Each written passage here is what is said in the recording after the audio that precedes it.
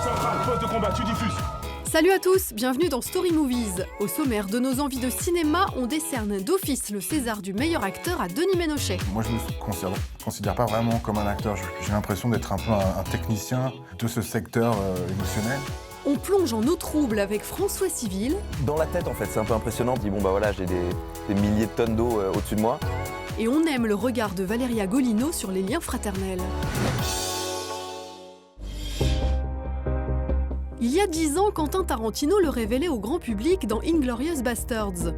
Denis Ménochet, c'est 1,84 m de puissance d'interprétation et d'émotion à fleur de peau. Une masse de finesse qu'il balade aussi bien en France qu'à l'étranger. Il est cette semaine à l'affiche du nouveau long-métrage de François Ozon.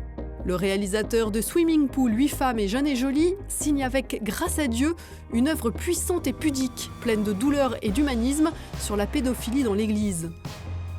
En exergue, l'affaire Prénat, du nom de ce prêtre du diocèse de Lyon accusé d'avoir abusé pendant plus de 30 ans des dizaines d'enfants. Vous avez une idée d'autres victimes qui pourraient témoigner? Mais je suis sûr qu'il en existe. Il y a une plainte qui a été déposée contre Prénat. Putain, c'est pas vrai. Mais regarde, il est encore avec des gosses. Je croyais qu'il était mort. Denis Ménochet y est bouleversant. Alors à l'heure des Césars, comment ne pas avoir foi en ce comédien qui a définitivement scotché tout le monde l'année dernière avec son rôle de mari et de père violent dans Jusqu'à la garde de Xavier Legrand. Denis, d'abord, je voudrais vous féliciter pour votre César du meilleur acteur. Parce que moi, je vis dans un monde, c'est peut-être une dimension parallèle, mais je sais que c'est vous qui l'avez. Voilà. Ouais. Donc félicitations pour ce César. Pas à cette question. C'est pas une question, c'est une affirmation de ma part. Alors, la question à laquelle vous pouvez peut-être répondre, c'est est-ce que vous avez conscience que le rôle que vous avez eu dans Jusqu'à la garde, c'est un rôle vraiment à part? Ouais. Mais il n'y en a pas beaucoup de partitions comme aussi fortes que celle-ci. Ouais. J'ai eu un mois à m'en remettre un peu. Ouais. Et quand on tourne le film d'après, on se sent comment? Il faut avoir fait le vide pour se remplir d'autres choses. Ouais. Et vous faites le vide comment? Là, pour ce cas-ci, j'ai été en Bretagne voir mes parents, et qui m'ont pas reconnu au début. Non, mais ça a vraiment mis, au début, enfin, avec mes parents, ça a mis 2-3 jours. Ouais. Et puis, Avec le reste du monde, on veut plus. moi, non, mais c'est juste des moments où, quand tu as des frustrations, d'un seul coup, tu sens que ça monte vite, et tu te dis, c'est pas moi, ça. Ah oui, le personnage avait laissé des traces. Ouais. Vous incarniez un bourreau, et dans ce film de François Ozon, vous incarnez une victime. Est-ce qu'il y a une responsabilité qu'on incarne un bourreau ou une victime? Est-ce qu'on se pose les mêmes questions, d'une certaine façon? Des questions morales, quoi. Jusqu'à la garde, c'était tellement un cadeau pour un acteur que je me suis pas posé la question morale. Je pense que c'est venu après, quand on a vu ce que ça faisait au public. Et du coup, c'était super de voir que les gens pouvaient montrer un film et dire, voilà, c'est ça que je vis. Et aidez-moi. Donc ça, c'est super. Pour François, c'était l'inverse. On est parti de, ok, ça va être un truc important, moralement, il faut et pour les gens, et pour les catholiques, et pour les gens à qui c'est arrivé, pour tout le monde, c'est important d'ouvrir ce débat-là. Alors j'aimerais bien marquer un grand coup et faire une conférence de presse au niveau national. Mais avant ça, il faut réunir des témoignages, trouver d'autres victimes. Plus on sera nombreux et plus ça aura de poids. Vous en connaissez? Moi, j'ai des anciens copains au scout. J'ai pas de preuves, mais je suis sûr que certains ont été abusés. Il doit bien y avoir des listes de scouts à Saint-Luc. Oui, certainement. Bon, alors on se lance. Ok. Je te suis.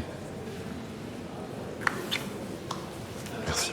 Apparemment, vous avez été associé très tôt au projet. Je crois que François Ozon, vraiment, vous a fait très rapidement lire des scènes. C'est important sur ce genre de film-là de pas seulement être un acteur?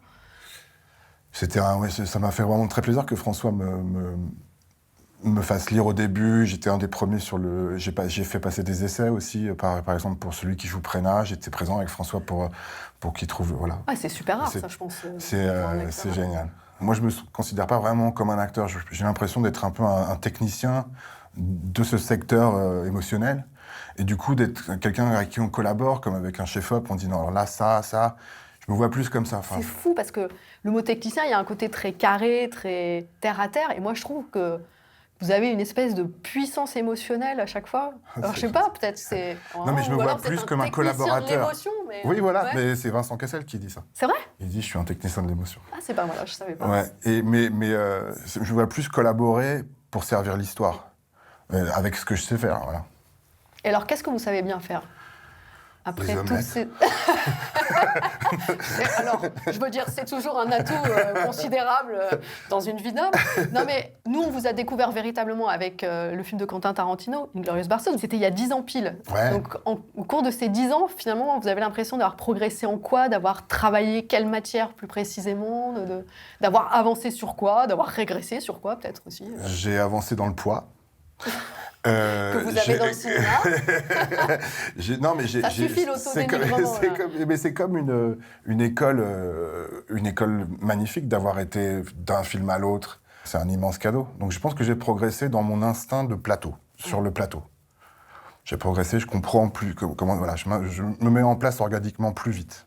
Le cinéma, ça vous rend plus solide ou ça vous rend plus fragile? Ça me rend anxieux. Ça rend anxieux parce qu'on se dit qu'est-ce que je peux faire d'autre? Est-ce que ça va continuer? À chaque film, on a l'impression que c'est le dernier. Enfin voilà. Là, c'est marée haute. Sinon, retour en Bretagne. Faire des crêpes. Bon, une dernière petite question. Vous allez le mettre où, votre César, là? Moi, honnêtement, je vais vous dire très honnêtement, quand j'ai vu De battre, mon cœur s'est arrêté, et que Romain Duris n'a pas été récompensé pour ce travail-là, vraiment, quelque part, j'aimerais bien que ce soit Romain qui l'ait. Vous avez vu De battre, mon cœur s'est arrêté récemment? Bien sûr, et j'ai vu Nos batailles avec Romain Duris, et j'ai vu Guy avec Alex Lutz, mais moi, dans le monde où je vis, le César, il est pour vous. Et Dieu sait que j'aime tous ces acteurs.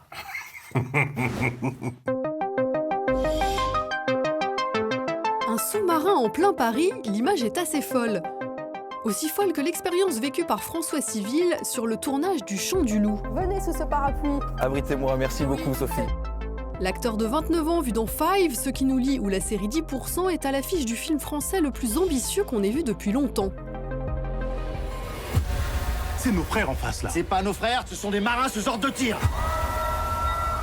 On n'a plus le choix.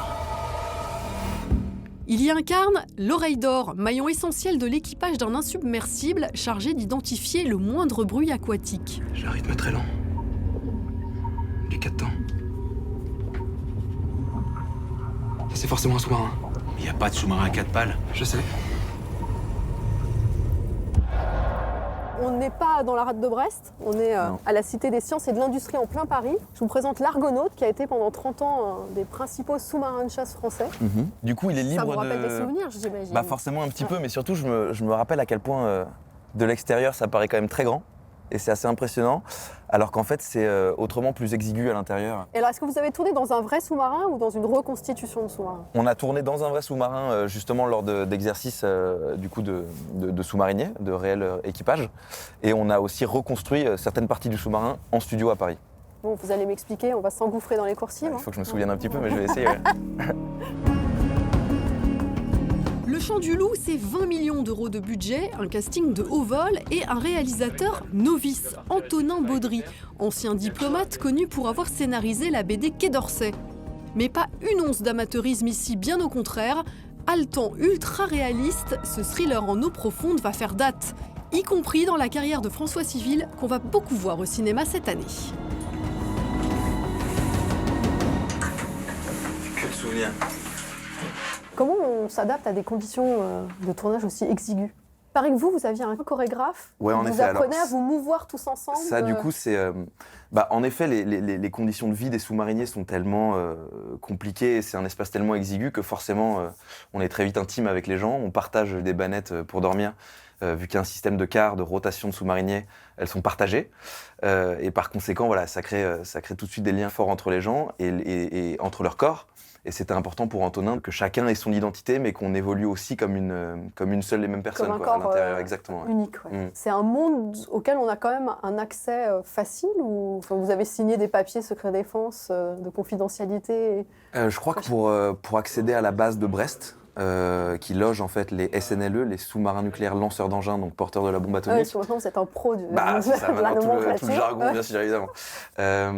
Pour entrer dans cette base de Brest, qui est hyper sécurisée, l'armée a fait une enquête sur le passé de chacun des gens de l'équipe pour être sûr que voilà qu'on valide tout bien. Donc ouais, il y a quelque chose de l'ordre du secret, du mystère. C'est très opaque comme monde. Donc d'avoir la chance de rencontrer ces gars-là et de visiter ces endroits, c'était fou.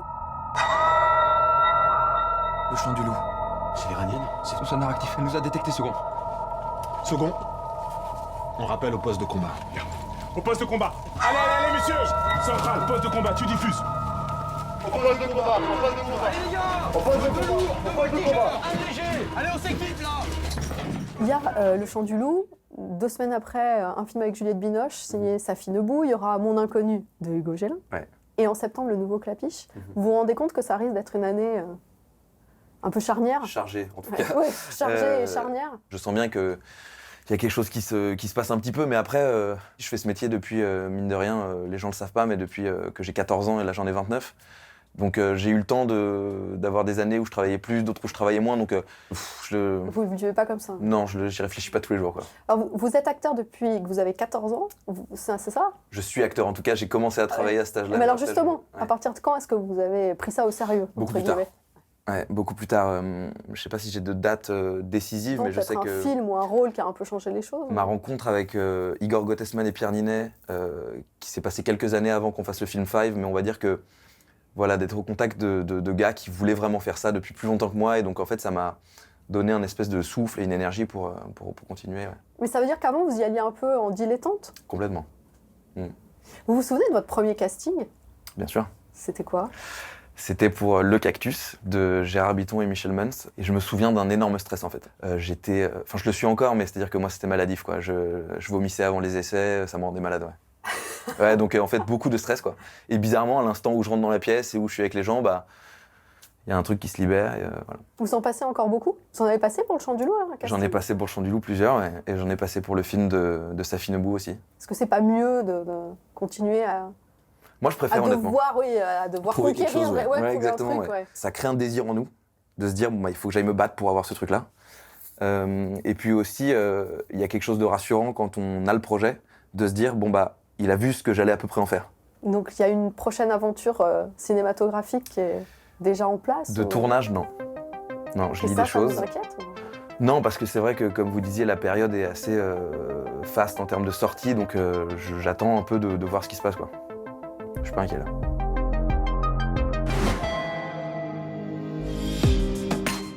C'est une actrice incontournable du cinéma italien et une artiste inclassable.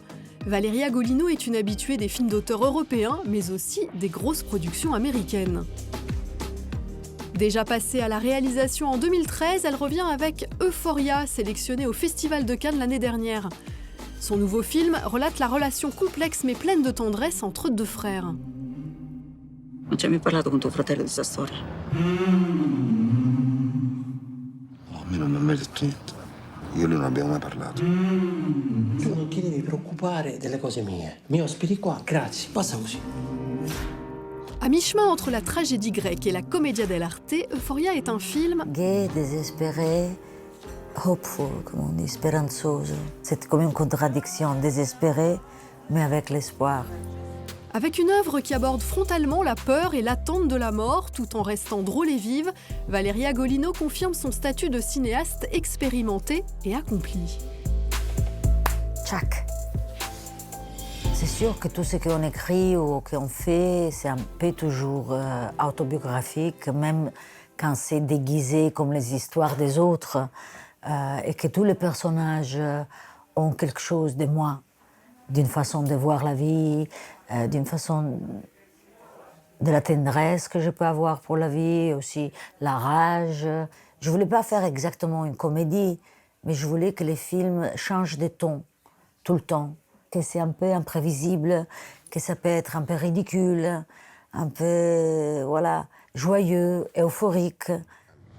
Amore, Ariete.